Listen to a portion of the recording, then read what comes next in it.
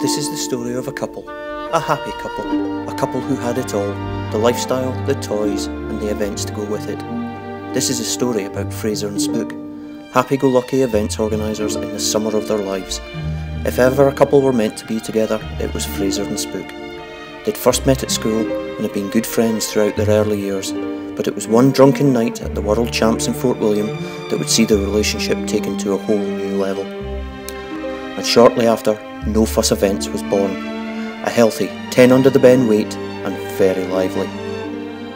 Thinking their lives were complete, it was a total surprise when a second happy event appeared not long afterwards.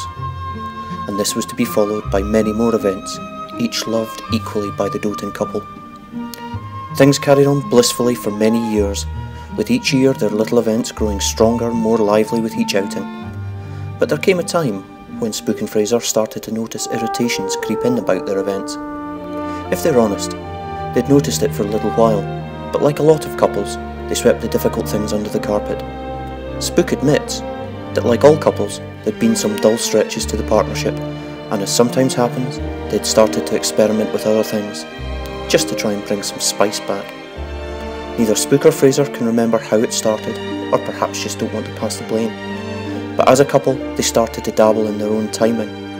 They knew it was controversial and a little taboo, but every event organiser was doing it, weren't they?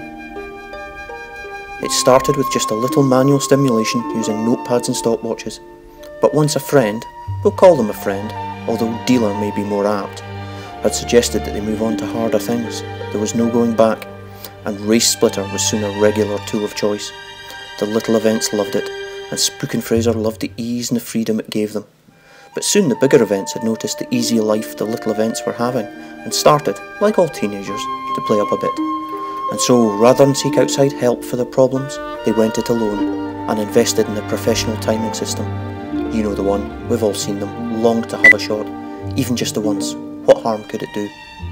It was safe, the dealer said. It was simple, the dealer said. It will make your lives complete, the dealer said. And it is. However, Spook and Fraser now found themselves at the edge of a gaping chasm that could cause them both to lash out frequently at the innocent events. But there is hope. They need your help to recover, and it's simple to do. All they're asking is, don't be a Dobber with your Dibber.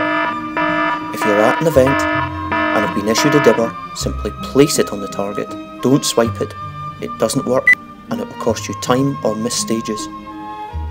So there is hope for Fraser and Spook, and with your help they can recover and live full and unstressful lives, with their events growing up safe and strong, protected from the devil that is Dibber rage. Let's help them.